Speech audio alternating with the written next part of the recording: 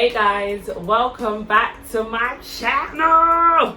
Welcome back to my channel, guys. It's Fairy Renaissance. Yes, it's been a little bit of a while. I know. But I am coming back with an update. Okay, because I said to you guys a few weeks ago that I would probably give you the final update in a few months, but I feel like communications have happened along the way whereby going about things might be, do you know what I mean, guidance for somebody else. So, as you can tell by the title, I've come with an update about my PhD application. Like I said before, I applied to do a PhD in social sciences at one institute. And I was going to be looking at basically genders, sexuality and black studies combined in one. Basically how sex trafficking industries are at a disadvantage for black women, the industry of prostitution, and I was going to be looking at post-colonialism, the effects of it and how we perceive the bodies of black women, how we see the hypersexuality of black women, etc. All of that good stuff. Okay, so I applied to one institute in London, and I actually got feedback with my application that it was not going to be possible to start in September of this year, based on the fact that when my proposal was submitted in, basically, okay, let me start from the beginning. When you apply for a PhD course, there are a few things that you have to submit. It is a bit more tedious than any other degree level, as you can probably imagine. So you would probably most likely have to submit a research proposal, a personal statement, have some references, and also find your supervisors before you apply. With undergrad and masters, normally you would literally just apply on the course and everything else is set out for you. Your teaching, your teachers, everything is kind of done for you. But with a PhD, you actually have to source who's going to teach you by yourself before applying, because you need to list them on the application. So I did that. I found a potential supervisor at the time. And when I reached out to her for her to supervise me, she said that my proposal, she's very, very interested in. It covers her domain broadly, so she would be willing to supervise me on half of the project. So she would basically be a 50% supervisor, in which case I would then need two supervisors. When I reached out to the second potential supervisor she recommended, I didn't get a response from that supervisor, but I submitted anyway because I didn't want time to pass me by, one, and two, I felt like that was the only supervisor who could take the other 50%. There was a third I messaged in the institute, but he was retiring from September, so he wouldn't be able to do it. So yeah, basically they got back. I submitted anyway, and I listed all of that. I listed that one ex-supervisor would be willing to take half of the project. The second one I've reached out to. It's been a matter of time now. I've got no response back, but I would obviously still be willing to have her on the team. Okay, so I got a response back from the institute saying that after careful consideration, I'll probably put like the letters and all the evidence of whatever of the communication somewhere as I'm talking, but yeah, so they didn't have basically the human resources to support the project. So I got an email from the institute, like, you know, the department kind of thing, but then you know, for that, I think I got that email on a Friday, and if I'm honest, even though I did see that, okay, we didn't your project is really interesting, but we didn't have the human resources to support it, I kind of felt like, because it was an email from the institute, it was just kind of a politer way of saying that basically my project isn't like worthy, is it good enough? Like, because I got this email on a Saturday, I had like all these thoughts going through my mind. I started to really question my ability. I was really thinking, you know, do I not write good anymore, or should I change it, or do you know what I mean? I started to kind of fill my head with self-doubt for a split second. But you know me, I finna always bounce back. And I think 1 or 2 days later, I was just like, suppose what they're saying is right, that my project is actually great, and they really just don't have the resources to do it. What am I going to do? Just let it go. So I started to think of, okay, what's next? What am I actually going to do now? Am I going to compromise? Am I going to reapply to the same institute? Am I going to find another institute? What do I want to do right now? And the reason why institutes become a question, and I can't just, it's not as easy as just being, oh, I'll apply to anywhere, is because of funding. It's because of funding, guys. Let me not even cap. Like, different institutes charge different things, and I might see an institute that I feel like, okay, it's good, but they're charging triple what another institute is charging for the same degree. Like, we're all gonna come out doctors here if we get onto any of these PhD courses. Do you know what I mean? And I need to think about what's affordable for me. You guys already know I live alone. Like, I have costs already, so I need to think properly about what's affordable, what's attainable, and on top of that, for institutes that are a bit more costly, it affects the way in which you need to work. And sometimes, depending on what PhD course it is, some are more intense than others. And if an institute is asking you to come in for 4 times a week, let's say 3 to 4 times a week, or you need to do a placement or do this, that, and the other, you need to think about how much paid work you can actually do in a week. Not only to pay for your course, but to stabilize your own life. Like, if they're charging, I don't know what, like 10k-ish plus, for example, per year, you need to think to yourself, okay, how much time do I actually have on my hands to get paid work?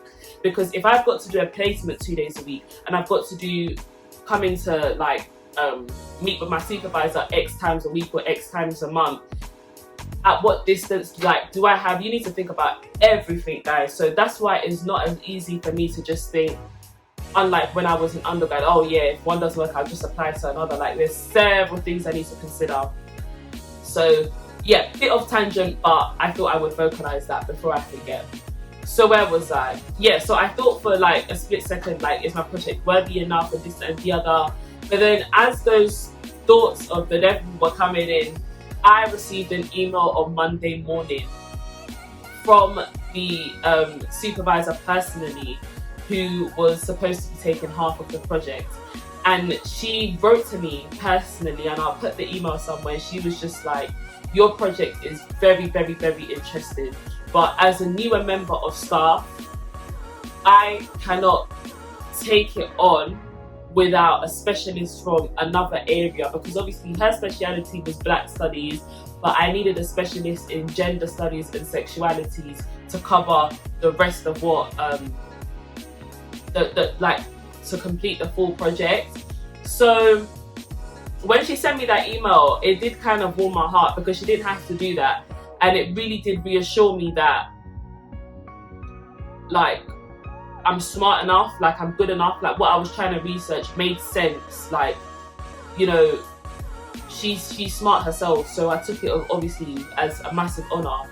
Despite the fact that the institute couldn't accommodate me, I realised that they recognised I was going somewhere with this, and it had massive potential. So I feel like that was a sign from God for me to keep going. Like, you're gonna hit a few roadblocks, but just keep thinking, keep going. So yeah, so when I did see that email, I said to myself, okay,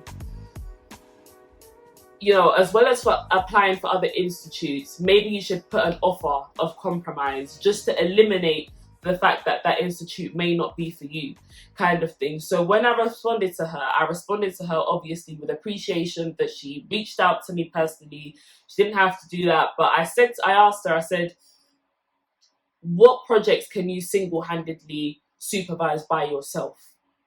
Because in my mind at that moment, I felt like, not that I was going to change everything I directed, but I thought to myself, if there is a way I could come to a compromise, I would be at least willing to hear it.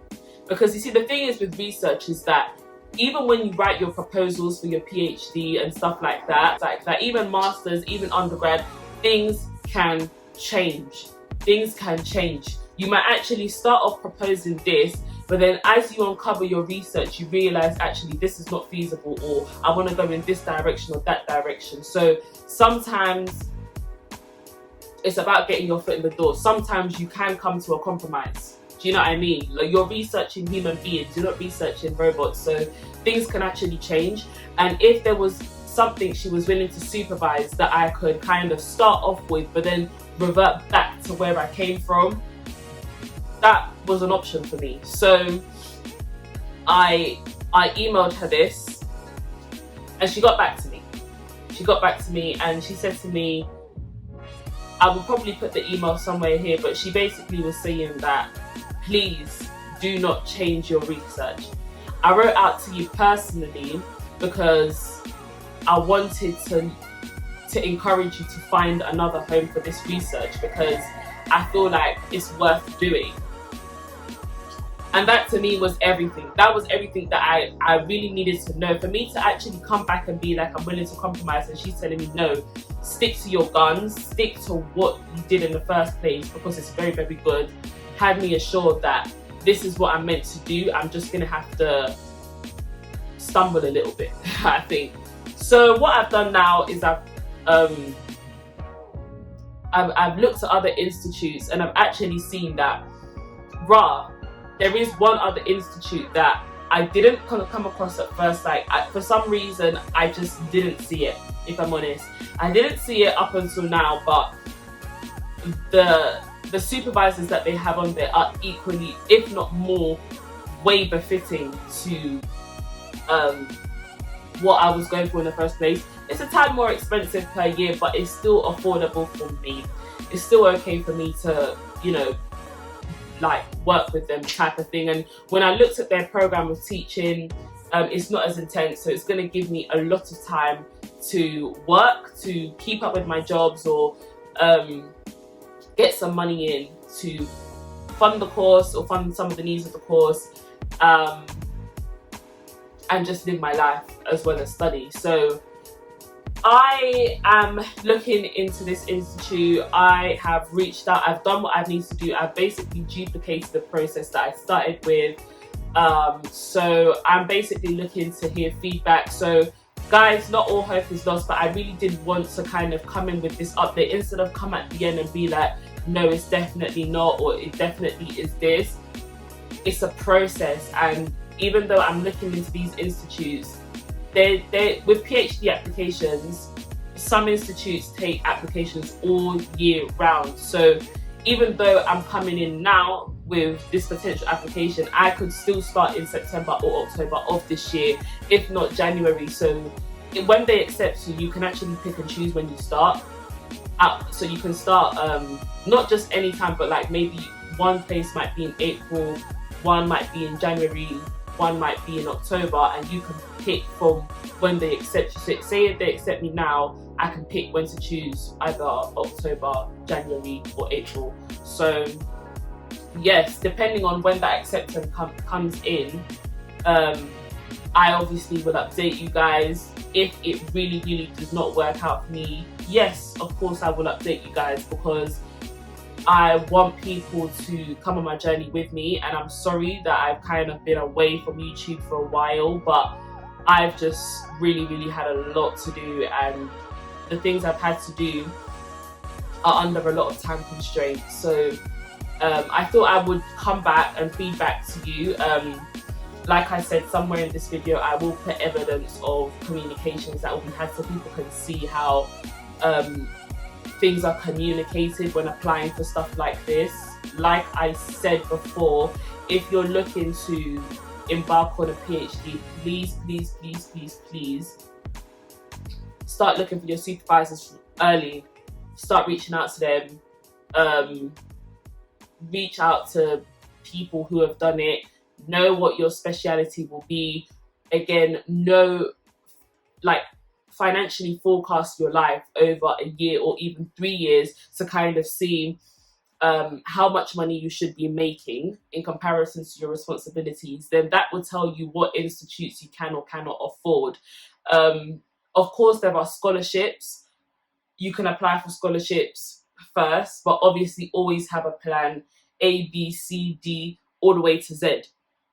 All the way to Z, just in case you don't get 100% scholarship, or they give you 50% or 25%, you know, you can find a way around it.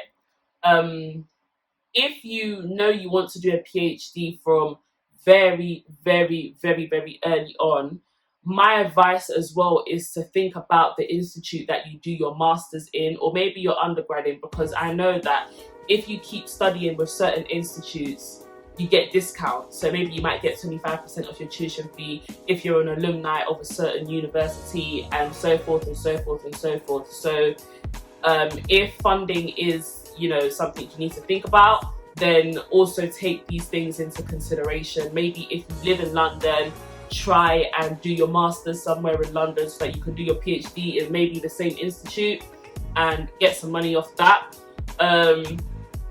Yeah, is it from me, guys, for today. I hope you've enjoyed this update. Please comment below if you want me to do any more updates, what you would like to see. I am looking to bring out more content, but guys, this YouTube thing is really, really not easy. You're going to have to bear with me. But this is it for today, guys. Thank you so much for coming to watch me. Please like, comment and subscribe if you love my content. I'll be bringing out as much as I can as well. See you later. Toodles. Mwah, mwah, mwah.